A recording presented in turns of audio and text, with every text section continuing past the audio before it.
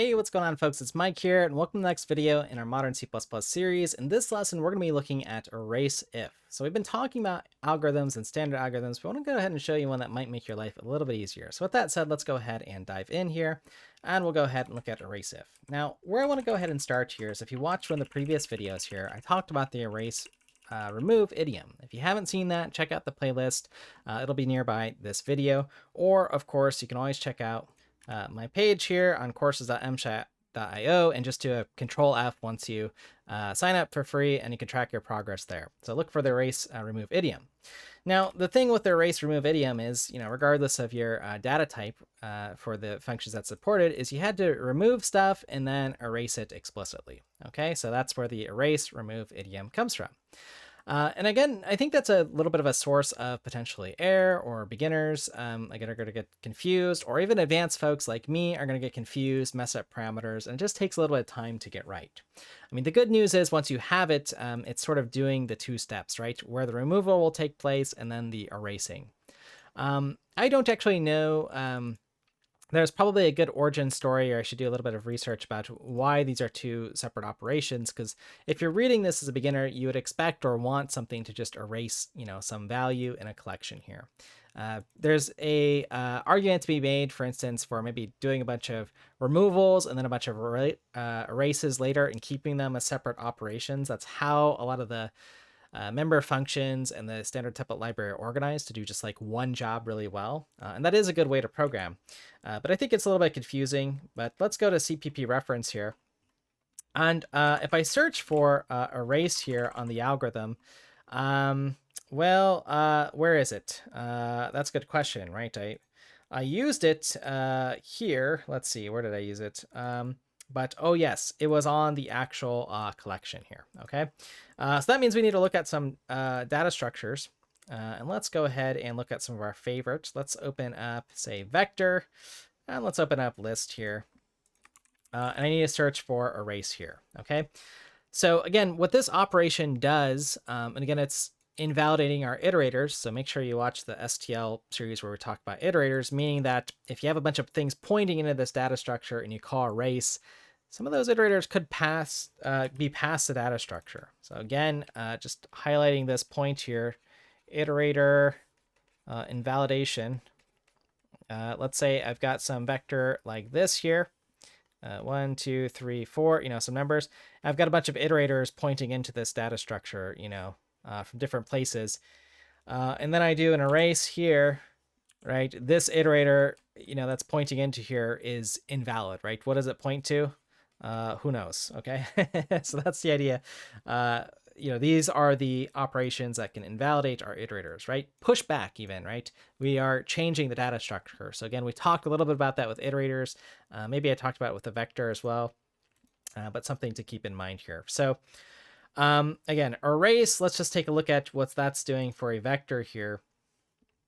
We can remove an element at a position here, just one, or we can remove a range of elements here. Okay, let's see for a list here, which again, I'm choosing this because a list is structured as nodes versus a vector, which is contiguous memory. Let's see what its erase does. Well, it looks like I can do pretty much the same thing. So that's kind of nice here. The interface is similar. Okay, so that's the point here. I can just pick a particular position, again, using an iterator though, and then erase something. Okay, so let's start by playing around with that a little bit.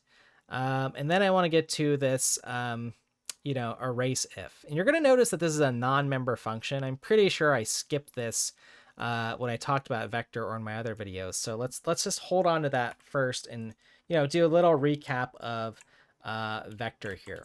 Okay, so let's get rid of, actually, if you're watching from the last video, let's work with strings in a vector, just because it's a little bit more interesting for us. So let's get rid of a bunch of this stuff. And yeah, let's get rid of basically all of this. There, okay. So again, just to set us up, let's go ahead and compile this program just so you can see what it does, and just prints out the people in this list here. Okay, for this video, it might be easier to go this direction. So populate a vector with some strings, print out the people that remain here. So let's just do it here. People dot erase, and again, this is the common error. Well, let's get rid of myself here, Mike.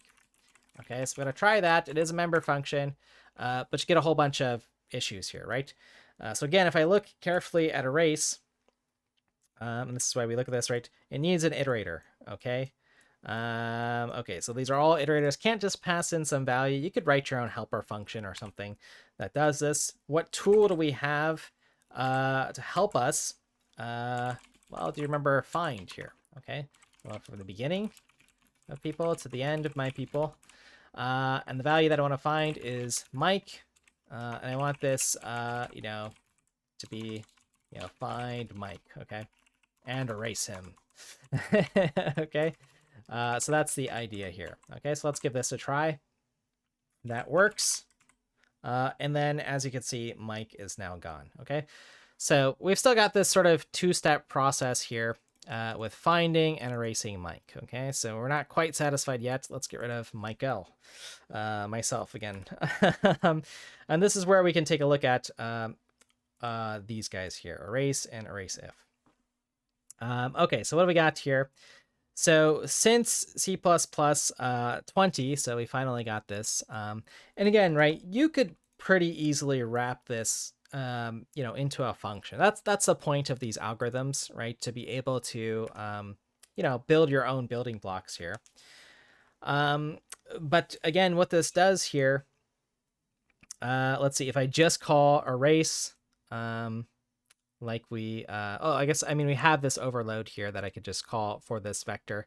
It looks like, oh, you know, in C++ 20, we did actually get this. So let's actually try this. Let's just do people erase. And what were the two pieces that we need? Or rather, I should say the vector. So I could do standard erase, pass in the vector, and then some value here. Let's get rid of, let's add some duplicates in here.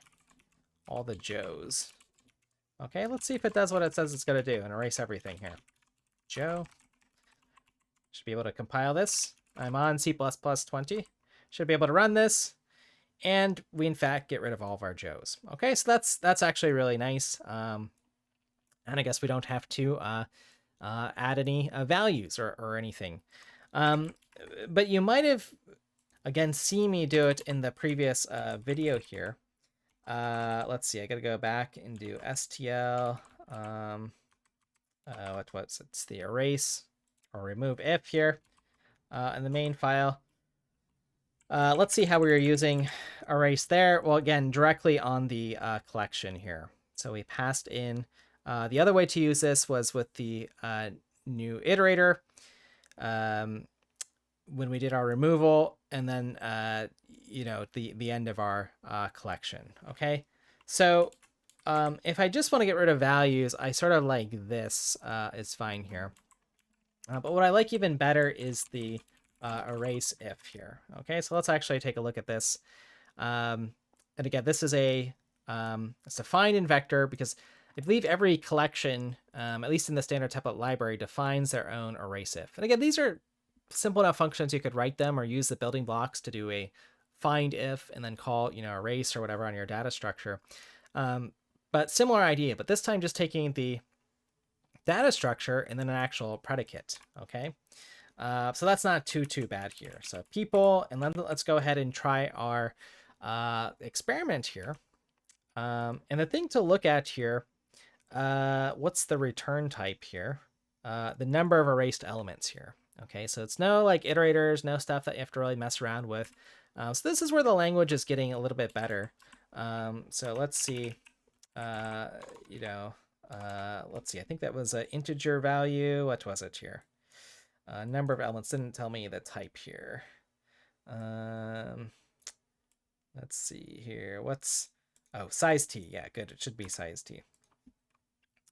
Size t, Joe's removed, right? We don't want to erase Joe, but we're removing him and, I don't know, putting him somewhere else.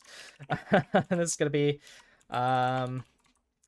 let's put it, let's, people with A's removed, with A removed. Okay, something like that.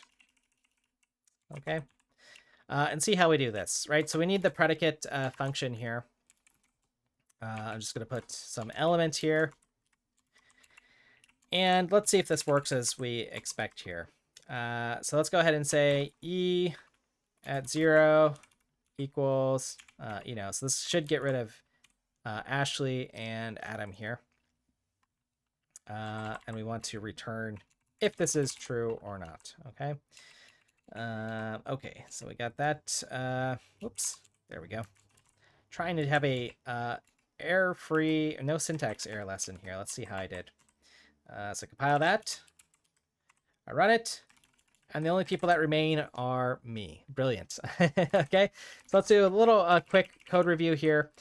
I mean, this is really simplifying our interface if you're watching that other, the other videos that I put out with the erase remove idiom, right? I've got my people here, a vector that I can remove, and then one strategy is to just find a particular value and erase. Okay, so this is sort of like the older style C++ 17 and before. Okay. Newer style. Okay. Non-member function in C++ 20. And this is, yeah, not, as well, using a predicate. So a test here, something that evaluates to true or false. And you could just pass in a function here if you don't like lambdas or have something more complicated. That's fine. And it's just using a value, right? So that'll call the, and let me put a little bit of documentation here, using a value to find a match with, whatever your operator equals evaluates to true, okay? So again, just for completeness, let's go ahead and write this out. Cout, Mike's removed. And then let's go ahead and do find, I guess, well, we did remove myself there. Joe's removed. Okay, Joe's removed. Joe's removed. An end line. And, A names removed. Okay, people who start with the letter A. And let's do that. Okay, just for our final output here. Again, still trying to make a perfect syntax, error-free message. And there we go. So 3 removed, 2 removed. Now again, I mean, this is just a lot cleaner to me. I mean, I hope that's, again, apparent here. So I'll get rid of the feedback or out here. Just scroll through this one more time. Again, we didn't use list or anything here, but let's go ahead and see. Do we get all those overrides or same things? It doesn't look like I have that for... Oh, I got to add my list back. Sorry. There we go. But again, nice, change the data structure. If I change my main vector to list, again, why you might think about doing some of these things, if I want to use a list versus a vector here, and let's leave it as a vector. That's what we tend to use here. Well, again, look at the complexity here. For vector, linear, right? You got to look for everything. That should be also true for a list as well. Okay, complexity. Scroll down, but we should be able to see also non-member function, erase if, and linear, right? We got to look for everything.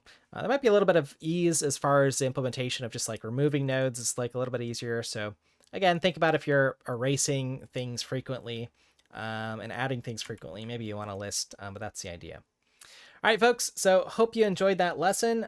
As always, check out the courses.mshop page here if you want to, again, find that erase, remove idiom lesson. And then this is a good one to follow up with, but you've already watched it by now. But anyways, folks, thanks as always for your time and attention. Hope you enjoyed that one. Hope you're enjoying as we walk through the standard template library, and I'll look forward to seeing you in the next video.